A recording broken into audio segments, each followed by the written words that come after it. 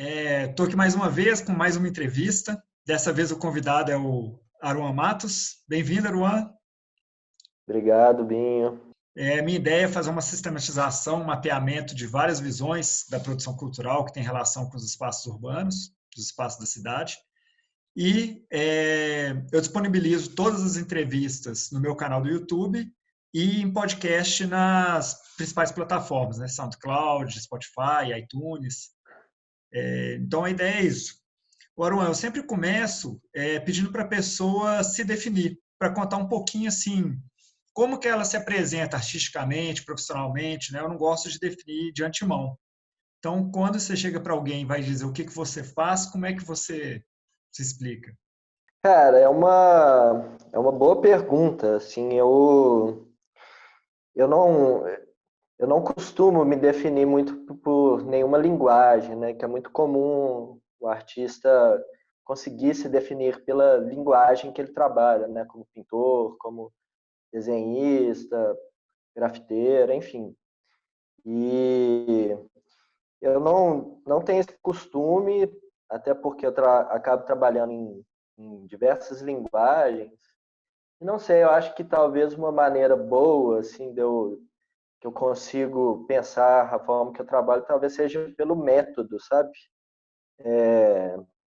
Que desde o início, bom, pensando assim no início, de como eu acabei entrando, assim, exercendo mesmo assim, o trabalho como artista, que foi desde o início, junto com a Flávia Regaldo, né? A gente se juntou assim, para trabalhar ali na virada de 2009 para 2010. E aí eu diria assim que desde sempre a gente pensou enquanto projetos, os trabalhos enquanto projetos. E isso, eu acho isso significativo, porque eu acho que tem muito a ver com um tipo de contexto assim que a gente de trabalho que o artista acaba se colocando a fazer hoje, né, nesse nosso contexto, assim. Eu acho significativo porque acaba que a gente exerce diversas funções, né? Desde, não sei, a gente ali imerso numa pesquisa, depois, a partir daí a gente começa a entrar em diversos tipos mesmo de trabalho. Você elabora o projeto, envia o projeto, você tem que pensar no orçamento, você pensa no cronograma, né? Você começa a pesquisar sobre material, vai comprar material, continua a pesquisa do projeto, executa o projeto. Sabe, eu acho que a gente acaba se envolvendo em várias funções mesmo, eu diria. Desde a pré-produção até a pós-produção. E no meio disso tudo tem a própria execução da coisa, que nesse ponto a gente acaba tocando mesmo em diversas linguagens, né? Você falando me lembrou um pouco do livro do Ricardo Basbaum, Manual do Artista, etc. Não Uhum. sei se você conhece, mas Conheço. de certa forma não é só o trabalho artístico do fazer ali, né? Você tem um pouco de produtor, tem um pouco de várias outras habilidades que fazem parte da sua perspectiva artística, né? Sim, tem uma coisa assim que o jeito que a gente trabalha, eu e a Flávia, geralmente são projetos muito extensos. E isso faz com que, inevitavelmente, a gente tenha que trabalhar em todos os segmentos que envolvem esse projeto, né? E também, ainda dentro desse método, tem isso, claro que isso não foi claro desde o começo. Eu acho que hoje em dia eu consigo refletir com muito mais facilidade por causa do histórico mesmo, né? Mas existe uma coisa no nosso trabalho que tem um momento que a gente para e deixa o erro acontecer muito, sabe? Porque assim, por mais que a gente elabore o projeto, a gente sempre deixa uma brecha para ele poder tomar um outro rumo. Então, chega um momento do trabalho que a gente começa a pensar com as mãos mesmo. Quando eu falo isso de deixar o erro aparecer, é porque quando você está ali com a mão na massa, executando de fato o trabalho, o erro aparece e aí outros caminhos começam a surgir. Às vezes, pode até tomar conta assim, do objeto inicial. Claro, assim, existe um momento que é até penoso isso, assim, sabe? Eu diria, assim, porque dá um medo, assim, porque você está correndo um risco. Você está correndo um risco do projeto desandar, né? Existem momentos, assim, de um certo sofrimento, você acha, não, agora me perdi de vez, não sei para que lado está indo, assim, mas uma hora a gente se encontra. E são duas, e você tem que operar com duas lógicas ao mesmo tempo, né? Assim, porque tem a lógica da pesquisa e da arte, que ela é mais livre, ela não tem tanto esse lugar desse controle e quase que dessa fiscalização, dessa auditoria e tudo, e tem o outro lado que é de estar lidando com a instituição do outro lado, quando você aprova um projeto e tudo, que às vezes vai exigir uma certa clareza do que foi feito e tal, né? Então, eu imagino que o seu desafio deva ser um pouco também assim, como poder usar de toda essa liberdade, poder deixar o trabalho caminhar livremente, como é do feitio do trabalho artístico e da pesquisa, Uhum. mas ao mesmo tempo tem sempre aquela sombra de alguma coisa que você tem que comprovar depois ali, né? Tem a prestação de contas, né? Que você abre para novas possibilidades, mas você nunca pode perder o objeto inicial de vista. Existe uma grande riqueza nisso de abrir, porque você pode conectar o seu objeto inicial de outras formas que você não estava pensando naquele momento que você tem que escrever o projeto de forma muito clara, que é muito bom também para você, assim, que você consegue de fato pensar de uma forma clara como que vai funcionar o projeto e para poder bagunçar ele. Mas o tempo inteiro você tem um roteiro, não sei se é a melhor palavra, mas você tem um norte assim que você tem que cumprir, assim. Isso me facilita, assim, para falar a verdade, assim, acaba me facilitando, assim, me ajuda a clarear mesmo, assim, o norte do projeto. Você falando assim, eu até lembro do último projeto seu que eu vi, né, pelo menos que eu vi, seu com a Flávia, que é acho que chama Ainda que Dura, que tem a ver com a Serra, do Curral. E eu fiquei muito Sim. fascinado, assim, porque ele gera muitas coisas, né, assim, tem várias materialidades do projeto, Uhum. e esteticamente ele é muito bonito e tudo, mas também tem uma pesquisa muito refinada, né? Conta um pouquinho dele, Eu assim, acho, talvez. não sei, talvez uma maneira boa, assim, de pensar esse trabalho seria contextualizar um pouco Belo Horizonte, que é um trabalho que o contexto é Belo Horizonte, né?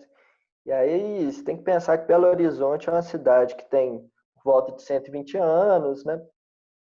É uma cidade planejada, que ela foi escolhida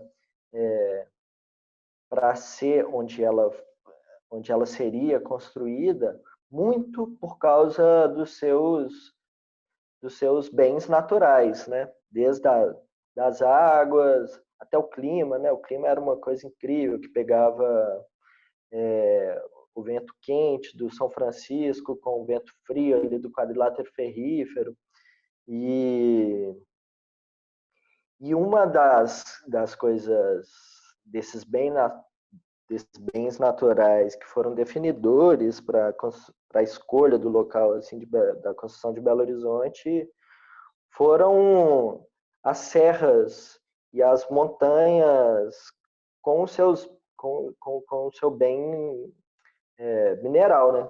Com a matéria mineral, que eram as montanhas, essas montanhas que que alimentou a cidade com as pedras para fazer calçamento, meio-fio, os muros, as edificações, enfim, né? E então existe essa relação assim de BH com essa natureza de uma forma embrionária. E quando a gente pensou nesse projeto, a gente sabia que a gente estava tocando um lugar que inevitavelmente seria muito facilmente compartilhado com, com o cidadão belo-horizontino, né? Assim, ou com quem convive aqui, com quem vive aqui, porque eu diria que Belo Horizonte tem áreas de metrópole, mas tem uma iminência assim de uma natureza a explodir que está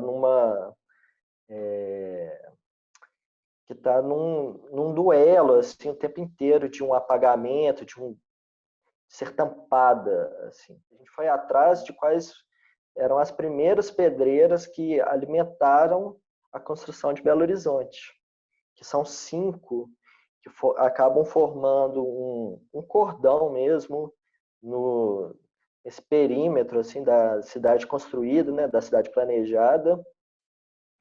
E aí o ponto inicial era esse, a gente ir atrás dessas paisagens, como elas foram metamorfoseadas pela ação do tempo, pela ação da mão humana. Esse era o ponto inicial, achar essas pedreiras. Depois a gente foi indo assim, pensando como que essa cidade foi planejada, ela foi construída, a gente encontra um segundo cordão, um segundo cinturão, que é a própria Avenida do Contorno, né? Que faz esse perímetro da cidade planejada. E estando dentro da Avenida do Contorno, a gente via um terceiro cordão, um terceiro cinturão, que aí seriam as próprias serras que envolvem Belo Horizonte, né? Então, esse projeto, a gente sabia que a gente estava compartilhando uma sensação com quem vive aqui, né? Não sei, essa nossa relação assim, com a natureza em Belo Horizonte, ela é muito forte. Eu vi, assim, pensando assim, nas suas indagações, né, assim, sobre como a gente se envolve com a cidade, como um artista se envolve com a cidade, talvez. Eu pensaria que a minha forma assim, de pensar talvez passe por aí, sabe? Qual que é a nossa relação da cidade com essas forças naturais, assim. Não sei, acho que valeria a pena dizer um pouco mais desse projeto, né? Acabou que eu não disse o que é o projeto, Não, né? mas tranquilo. Assim, o que eu vi, assim, que eu tenho aqui, né? Eu tenho um livro e tenho são aquelas imagens que vocês fizeram de fotografias em que aparecem pequenos detalhes da serra, não sei se é a Serra do Curral ou outras serras, geralmente nas silhuetas dos prédios, né? E é interessante você falar isso porque a imagem que me parece assim é quase de uma coisa tentando resistir ou um apagamento avançando ali na paisagem, né? Assim, eu acabo pensando no trabalho a partir da imagem porque foi o contato que eu tive inicial do mapa e desses quadrinhos com a silhueta dos prédios e as serrinhas, né? Assim, os pedacinhos de serra.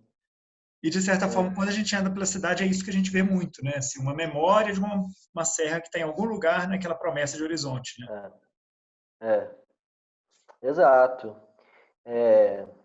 Não sei se você tem isso, assim, mas quando a gente sai de BH, eu tenho muito isso, assim, de sentir uma falta de um ponto referencial, assim, tal qual a gente tem que é a Serra do Curral, né? Mas essa parte desse trabalho que você está dizendo, ela de fato foi uma cartografia que a gente se propôs a fazer. A gente percorreu todas as ruas dessa cidade planejada. Então, assim, tudo que está para dentro da contorno, a gente percorreu cada rua e aí a gente foi mapeando onde você consegue ver a serra. E a serra que não está, digamos, que não está edificada, vamos colocar assim, né? Porque a serra, montanha, a gente tem em Belo Horizonte o tempo inteiro, né? É você colocar o pé na rua para ir na padaria, você está subindo uma montanha, né? Mas, enfim, voltando. E aí nesse mapeamento, essas montanhas que apareciam era a Serra do Curral, sobretudo a Serra do Curral, e em alguns pontos a gente consegue ver a Serra da Piedade também. Então, aconteceu isso, a gente fez essa cartografia mapeando cada pontinho, é um trabalho bem absurdo, assim, e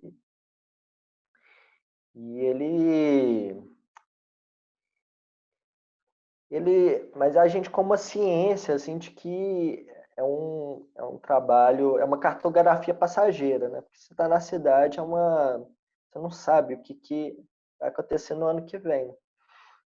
Inclusive, um desses pontos ali que a gente estava marcando tinha, de fato, um prédio que estava, sei lá, na metade da construção dele. Então, se a gente tivesse mapeado um mês depois, 2 meses depois, aquele ponto ali já não existiria, né? E a cidade está em constante mutação, né? Ainda mais Belo Horizonte, né? É uma cidade em tempo inteiro tem um apagamento da história, de edifícios antigos e entram edifícios novos, né? Existe um apagamento da história também. E esse embate mesmo aí, que como você colocou, dessa, das edificações da montanha, né? Das formações de paisagem, dessa, da, bom, é isso, não existe vista definitiva, né? É uma leitura que eu fiz quando eu vi esse trabalho que me chamou muita atenção, que é meio uma coisa inversamente proporcional, né? À medida que os prédios aumentam, a montanha também está diminuindo. Não necessariamente que o minério que está saindo dali vai para o prédio, mas a dinâmica é a mesma, né? De tirar da montanha para construir em algum lugar, para transformar em algum lugar. Eu fiz muito essa É, leitura assim, na época e eu fiquei impressionado. E tem muito a ver com isso que você falou mesmo, né? Assim, o prédio vai aumentando e a montanha vai achatando, né? é, eu acho que sim, eu acho importante, sim, né? A gente convive com essa migração das montanhas, aqui, né, a gente de Minas Gerais.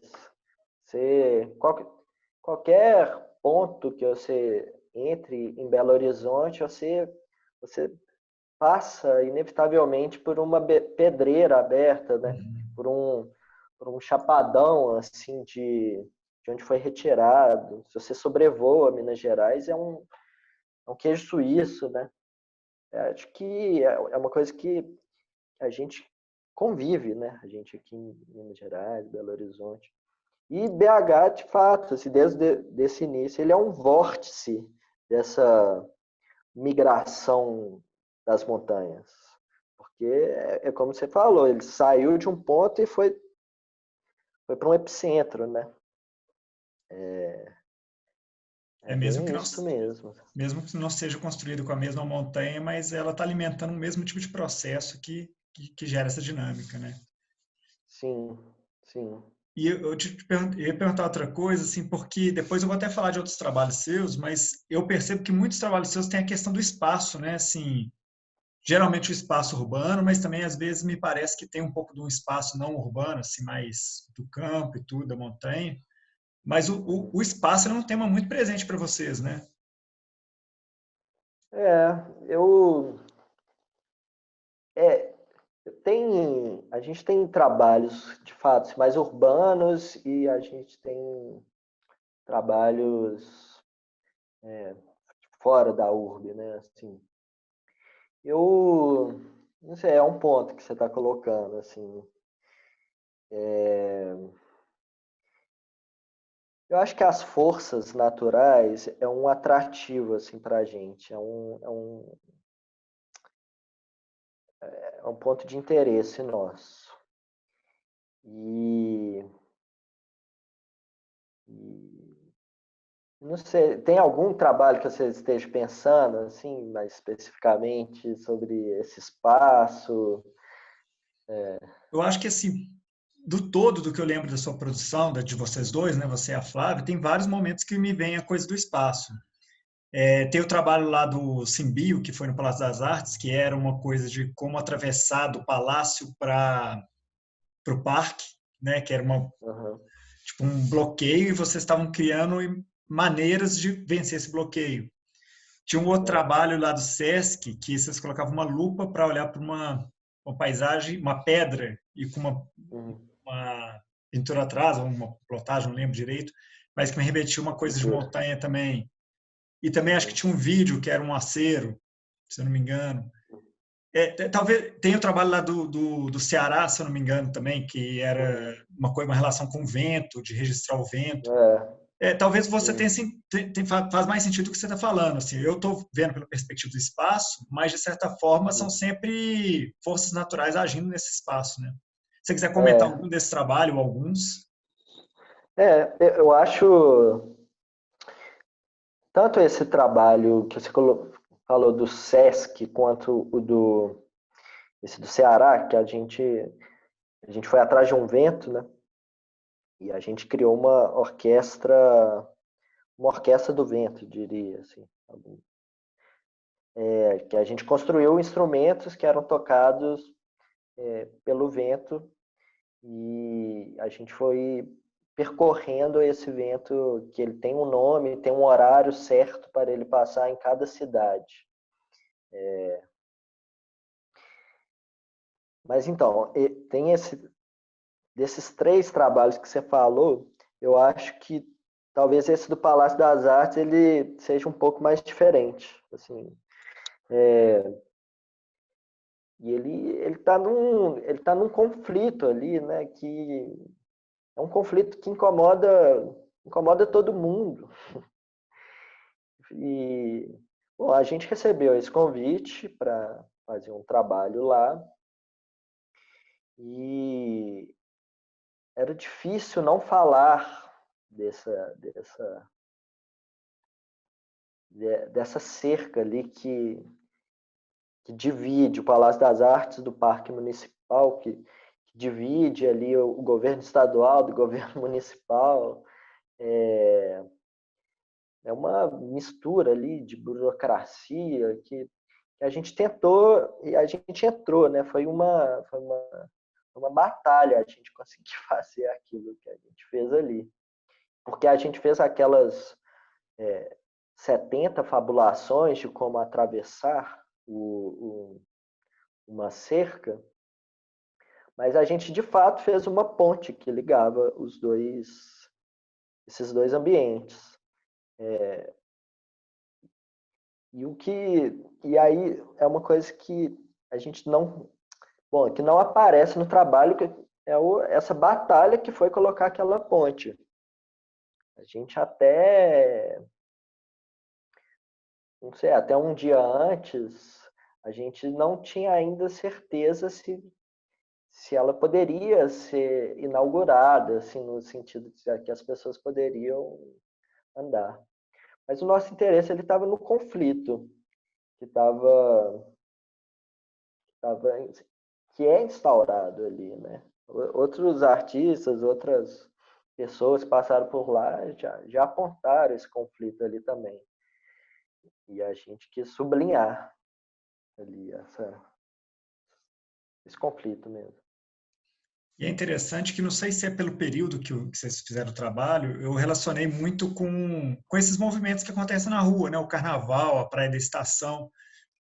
porque ele lidava com duas durezas de duas burocracias, a estadual e a municipal, lidava com o impedimento, né, da grade ali, e ao mesmo tempo ele era meio festivo, meio brincalhão, né, porque as maneiras de atravessar eram muito legais, assim. Lá era uma ponte que parecia um brinquedo, né, feito daquele mesmo material que faz brinquedos de parque, e você fez um caderno de aquarelas, assim, uma série de aquarelas que tinham todos os tipos, né, atravessar com balão, atravessar com catapulta, não lembro, bodoque, não Vários. sei, eram vários, assim, todos muito divertidos.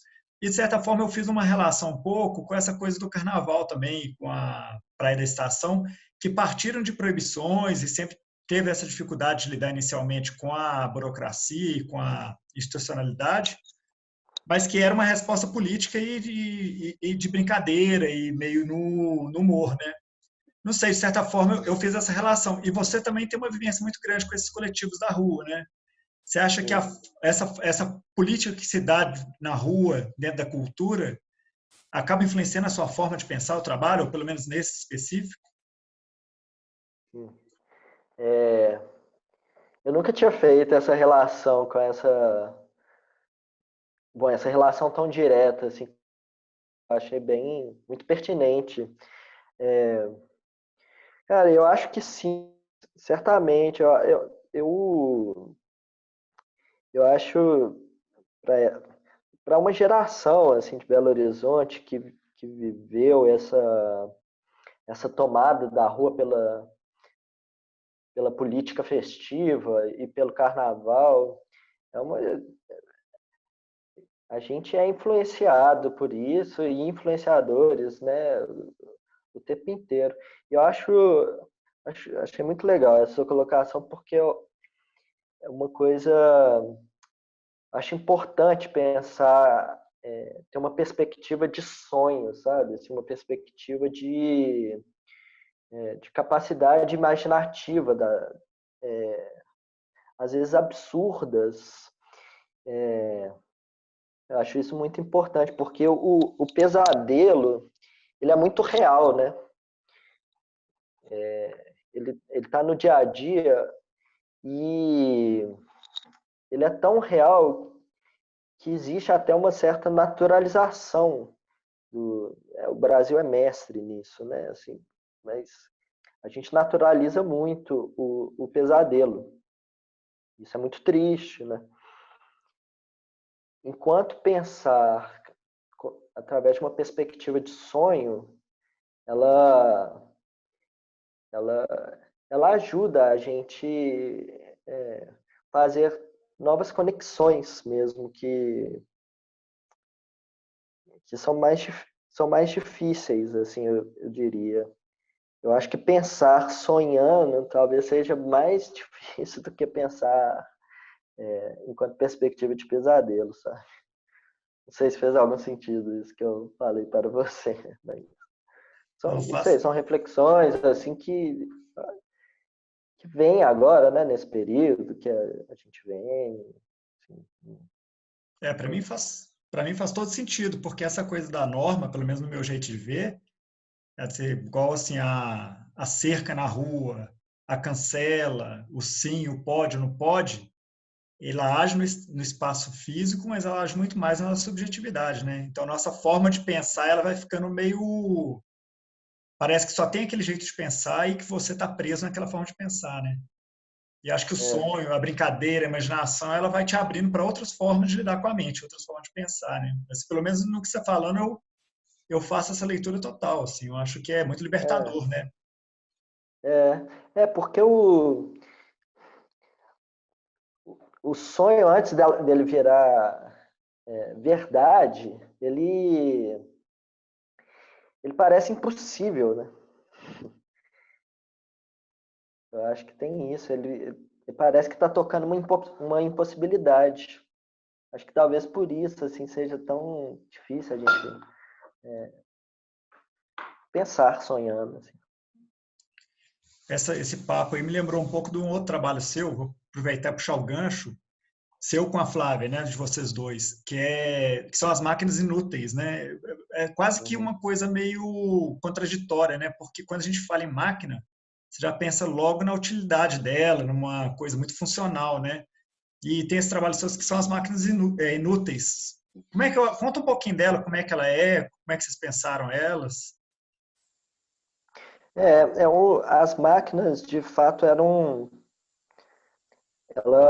aparecem muito no começo assim, do nosso trabalho e tem esse ápice nesse trabalho que você está citando, que chama máquinas inúteis, que é, como você falou, é um oxímoro, né? Parece que são duas palavras que se anulam de fato. Assim. Bom, existe o nosso interesse assim inicial de trabalhar com as máquinas vem muito de pensar a máquina enquanto personagem do da nossa vida, né? Do nosso cotidiano. E de uma forma, bom, assim, se pensar cronologicamente, não sei, vou tentar explicar de um jeito assim, cronológico, as máquinas, assim. Se pensar os manuais que vinham, os primeiros rádios, televisão, os eletrodomésticos, eram esses manuais, às vezes, eles vinham com uma explicação como que você poderia consertar ele. E que é muito possivelmente você poderia consertar ele dentro de casa. Assim. Tem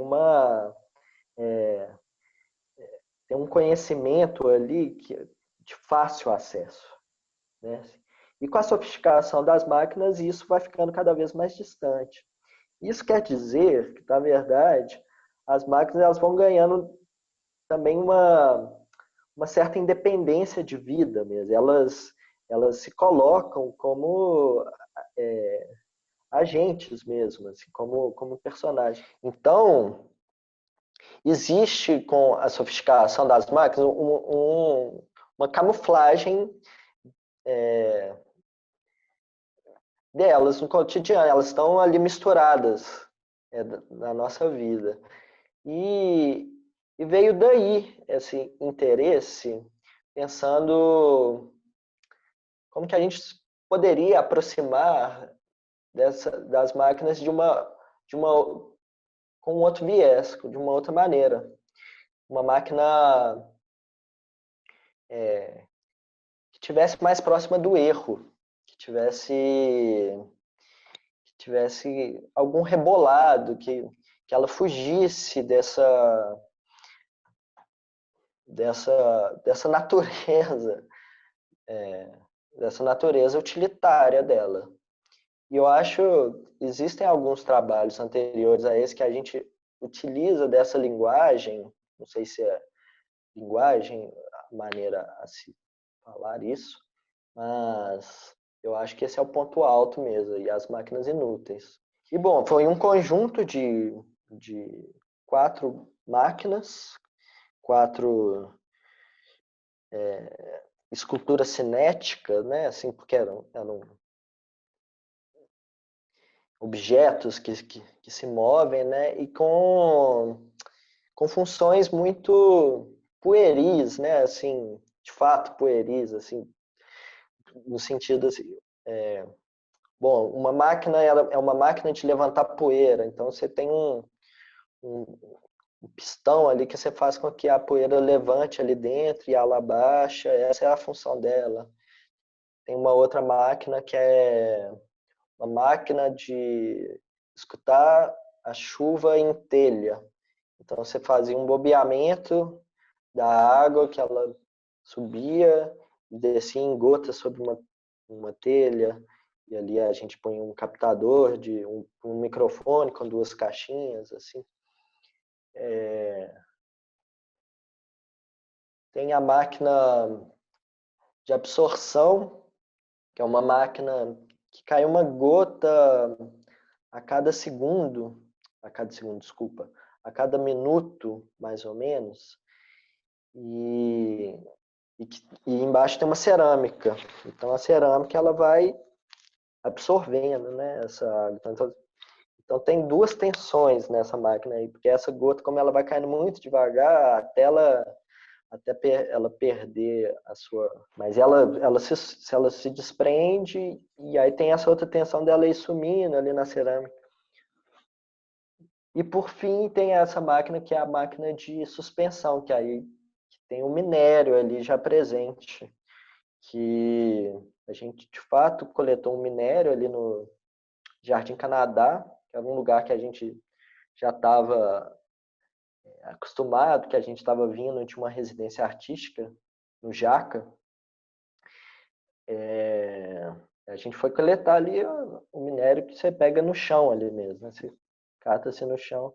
Tem um jogo ali com o ímã, que ele fazia um movimento de puxar, e aí tem uma parede de vidro que ali não chega a encostar no ímã. Então, quando o ímã ele é suspenso, aquilo ali cai, aquele minério cai. Então, são máquinas que tocam uma poética que nos foge até, né? Que é até difícil, não vale tanto a pena eu querer explicar a poética de cada máquina, porque ela é muito aberta, né? Acho que cada pessoa ali, ela interpreta e...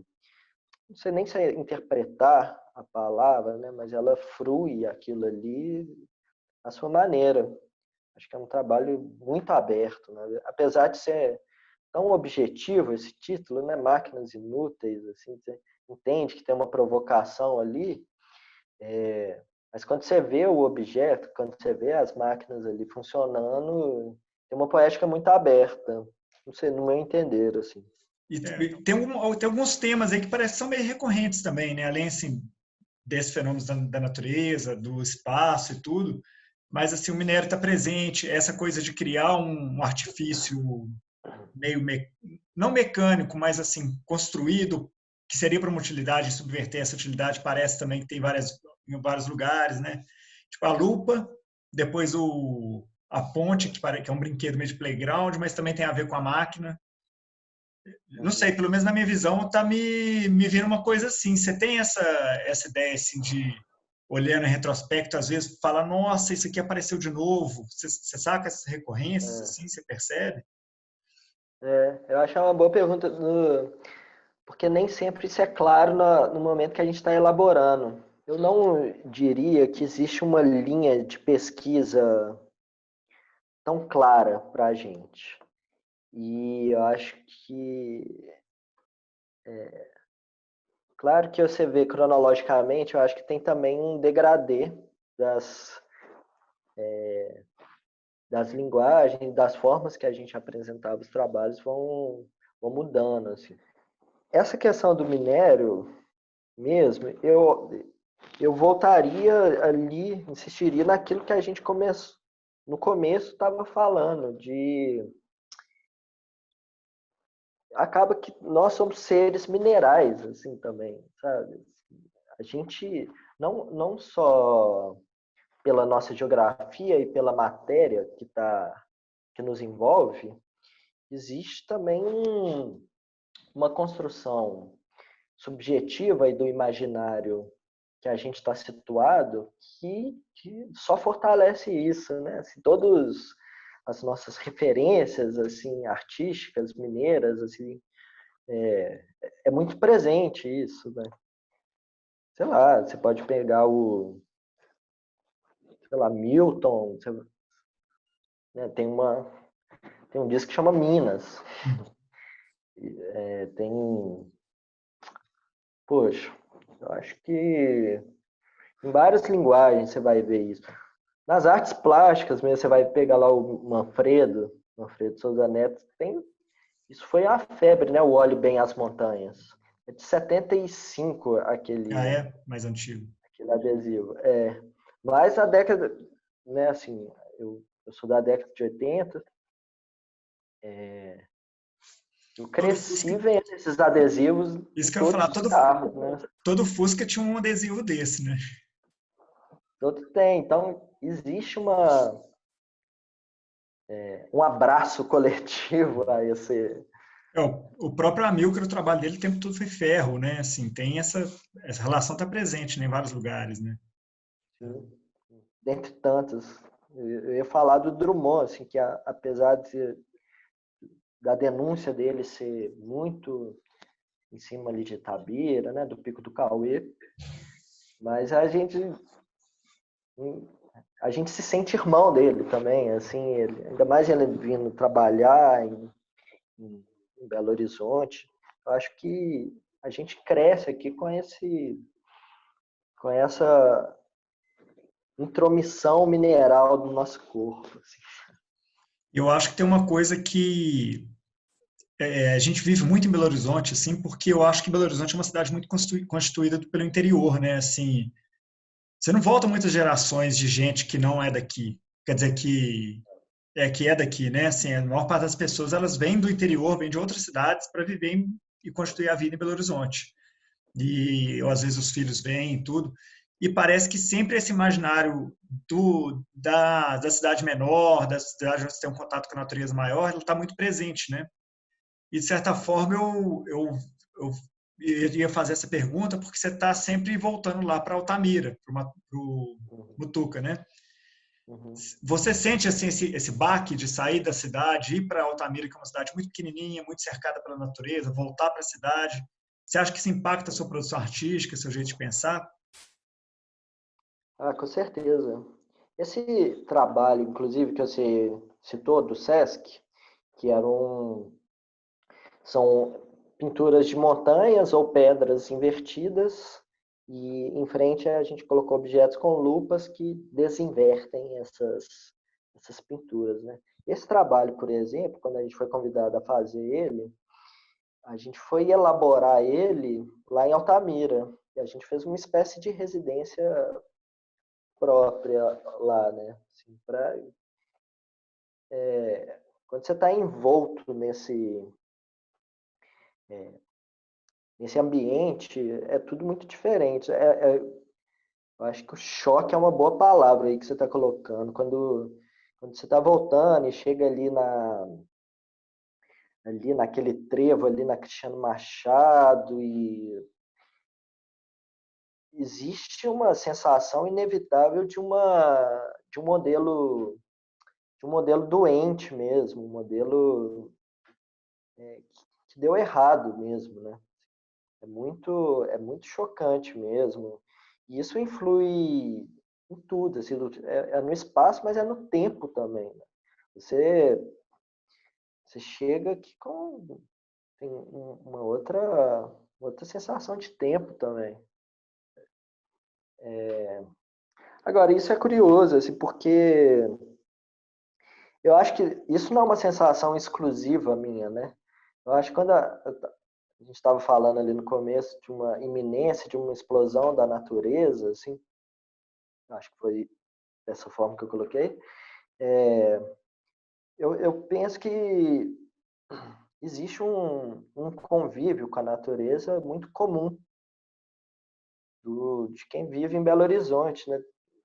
A gente em todos os 4 cantos aqui da cidade, se você sair, você vai encontrar cachoeira. E só não tem cachoeira dentro da cidade por falta de política pública, né? Que aqui é um manancial de água absurdo. Apesar que tenha uma ou outra, assim, ainda, né? Tipo, no Acabamundo tem a comunidade ali do Acabamundo é guardiã de uma cachoeira. Se não fossem eles ali, também já era, assim, né? Então, voltando, eu não acho que é uma sensação exclusiva minha, e eu acho que a gente está muito próximo dessa explosão, assim, da natureza mesmo, assim, é uma batalha, assim, parece que a gente está muito próximo de uma coisa muito boa. E, no entanto, Engraçado. é isso, é chocante. É engraçado que eu moro aqui no Horto, né? Quase nesse Horto Consagrado da Família, e na minha rua tem essa explosão direto, porque tem muita nascente aqui, né?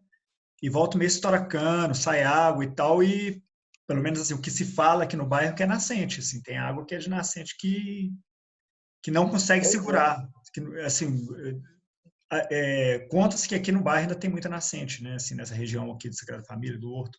Então, quer dizer, parece que tem um esforço para abafar a natureza, mas o tempo todo ela está querendo falar, né?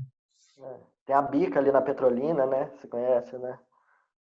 Fica uma fila ali demais aquilo, né? Isso é impressionante, assim, porque o que poderia ser solução vira um problema.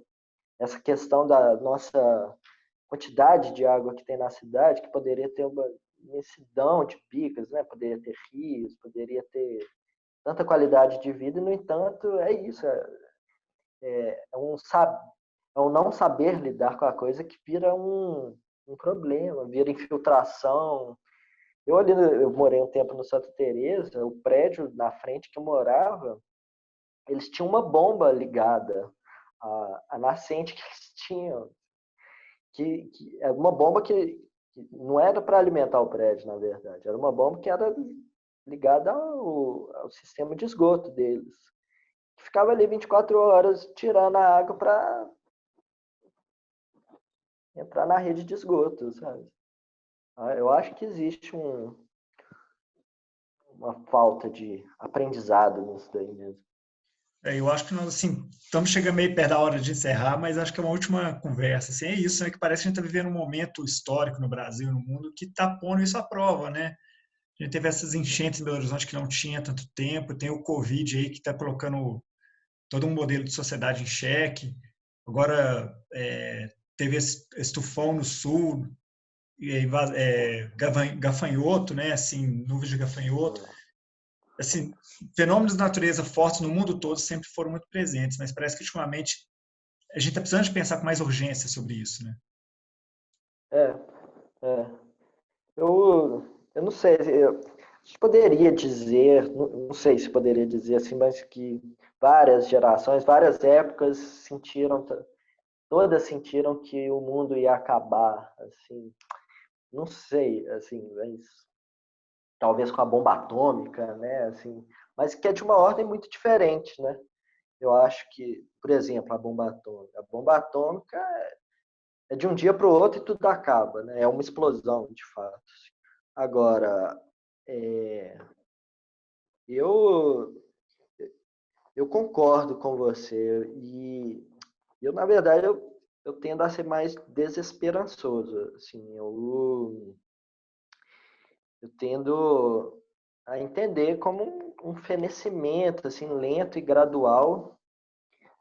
Lento porque não é igual uma explosão, né, da bomba atômica, mas é muito rápido você pensar que existe esse estudo de que daqui a 50 anos, algo assim, é, a temperatura da Terra vai estar 2 graus elevada, e isso leva à morte das algas, e isso acaba acontecendo um desequilíbrio global. Assim, é difícil você pensar numa saída. Assim.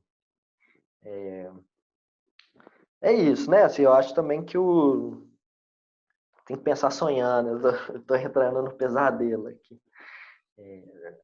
E às vezes a realidade também ela é tão é mais surreal do que o sonho, né? Às vezes tem que sonhar para tentar ir além dessa rotina mesmo, que às vezes não faz muito sentido, né? As pessoas, por exemplo, no meio do Covid, tendo saudade de shopping, você fica assim, tem uma coisa que não está muito bem, né? Cara, eu vi um vídeo hoje da galera, não sei qual cidade, eles fizeram uma abertura para você entrar com carro dentro do shopping. Olha a ânsia de shopping. O que tem nesse shopping, gente? Me diga. Agora, Juan, tem que encerrando aqui por causa do tempo, né? Tô adorando o papo, eu queria ficar mais, assim, mas tem o tempo também. Tem alguma coisa, assim, que eu não perguntei que você queria comentar, que você queria falar? Também, se você quiser aproveitar, já falar onde que o pessoal vê seus trabalhos, fica conhecendo Uhum. produção sua.